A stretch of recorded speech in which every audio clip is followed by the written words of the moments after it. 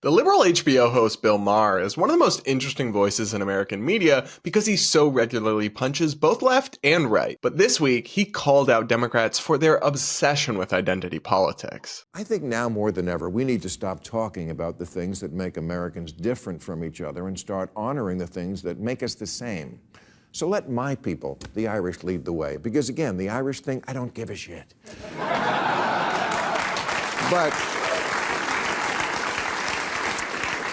I do give a shit who wins the next election. And outdated racial pandering is one reason Democrats lose elections. When Chuck Schumer and Nancy Pelosi put on kente cloth, I don't think it earned them one vote for their powerful emotional ties to Ghana. Here in California, we're now segregating kidnapping. Really.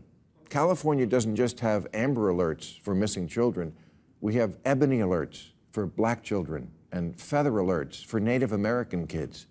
What is that? We look for them by listening on the ground?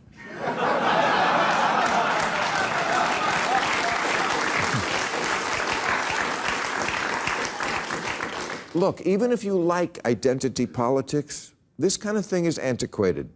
From 2010 to 2020, the number of people identifying as multiracial in America went up 276%. 1 in 5 newlyweds now are in an interracial marriage, and that number goes up to 100% in ads for Subaru.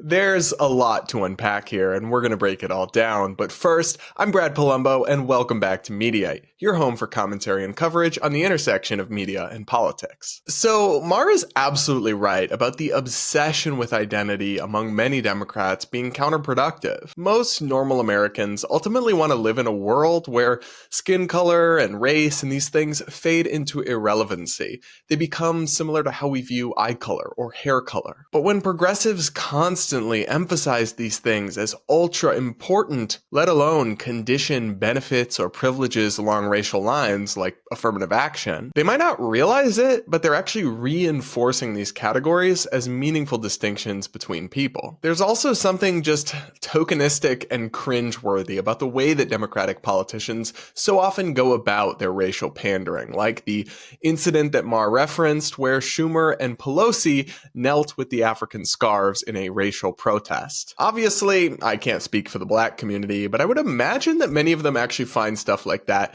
tokenizing and offensive, not empowering or compelling. Now, let's tackle the second piece of Maher's monologue. You're still building your politics around slicing and dicing people into these fixed categories. Democrats need to get the memo that you can't win elections anymore by automatically assuming you're going to get every voter who's not these guys.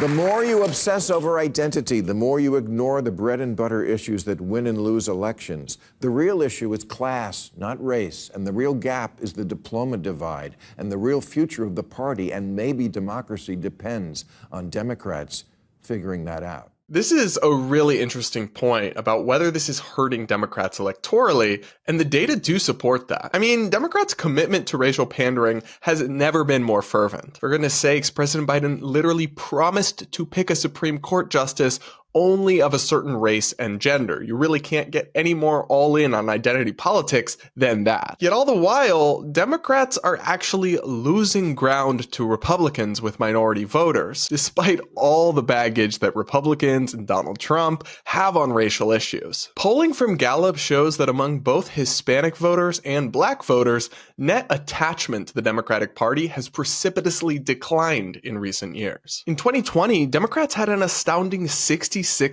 advantage over Republicans among black voters, but by 2023, that had declined to a 47% advantage. Meanwhile, in 2020, Democrats had a 28% advantage over Republicans among Hispanic voters. By 2023, that had fallen to just 12%. So despite all the racial pandering, they're losing support from minority voters not gaining it. Do the math, guys. It's almost like even minority voters are sick of the pandering and identity politics and want politicians to focus on substantive issues. So it sure seems like Bill Maher is onto something. The only question is whether Democratic leaders will listen to his warning, and I wouldn't hold my breath on that one. Alright guys, that's it for this video. Thanks so much for joining me, and please do consider subscribing and sticking around, and maybe even turning on those bell notifications. If you got a kick out of the video, don't forget to like and comment with your thoughts, and with that, I'll see you all in the next video.